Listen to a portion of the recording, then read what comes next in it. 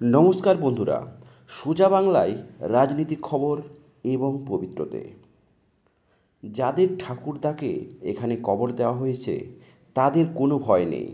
NRC ইস্যুতে মুসলমানদের বড় আশ্বাস দিলেন শ্রমিক ভট্টাচার্য। এনআরসি ইস্যুতে ভারতীয় মুসলমানদের কোনো ভয় নেই।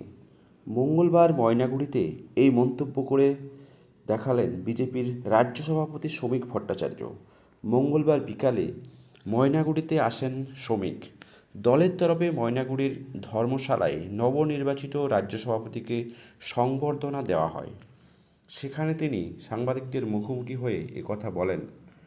ভোট আসতেই যেখানে কমিশনের ভোটার তালিকার পরিমার্জন আড়ালে এনআরসির তত্ত্ব খাড়া করতে উঠে পড়ে লেগেছে, সেখানে শ্রমিকের এই মন্তব্যে নতুন করে চাপানোতর তৈরি হয়েছে।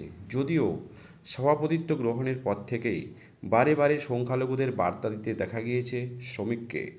ময়নাগুড়িতে সাংবাদিকদের মুখোমুখি হয়ে তৃণমূলের বিরুদ্ধে লাগাতার সুর চড়াতে দেখা যায় তাকে। কথা বলেন দিনহাটার উত্তম ব্রজবাসীর কাছে আসা এনআরসির নোটিশ নিয়েও। শ্রমিক বলেন, আমি তো কোনো আতঙ্ক দেখতে পেলাম না। বিচ্ছিন্নভাবে কারো কাছে কোনো নোটিশ আসছে আমার জানা নেই। কোনো হিন্দুকে পশ্চিমবঙ্গ থেকে কেউ উচ্ছেদ করতে পারবে না। যে সমস্ত ভারতীয় মুসলিম এই দেশে নিজের দেশ মনে করেছেন, যাদের ঠাকুরদার কবর দেওয়া হয়েছে এই মাটিতে, তাদের কোনো বিপদ নেই। তাদের কোনো সরকার সরাবে না।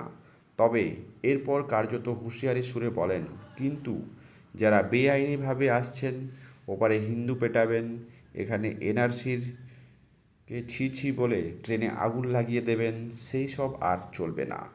এসবের দিন শেষ। এদিকে আবারও রাজ্যে রাজ্যে বাংলার পরিযায়ী হেনস্থা নিয়ে সুর চড়াচ্ছেন তৃণমূল। অভিযোগ, বাংলা বললেই বাংলাদেশি বলে দাগিয়ে দেওয়া হচ্ছে, আঘাত হানা হচ্ছে বাংলার অস্মিতায়।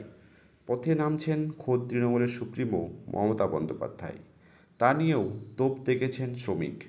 স্পষ্ট বলেছেন, তৃণমূলের একমাত্র এজেন্ডা হচ্ছে বাংলাদেশি মুসলিম অনুপ্রবেশকারী ও রোহিঙ্গাদের পশ্চিমবঙ্গে জায়গা করে দেওয়া, ভোটার লিস্টে তাদের নাম তোলা, বিভিন্ন সময় তাদের কাজে লাগিয়ে বিজেপির উপর আক্রমণ করা।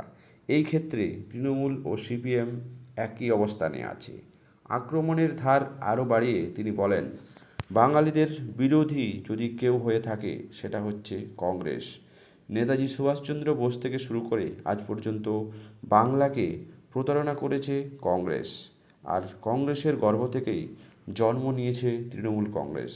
তাই তৃণমূলের কোনো নৈতিক কিংবা রাজনৈতিক অধিকার নেই এই ধরনের আন্দোলন করার।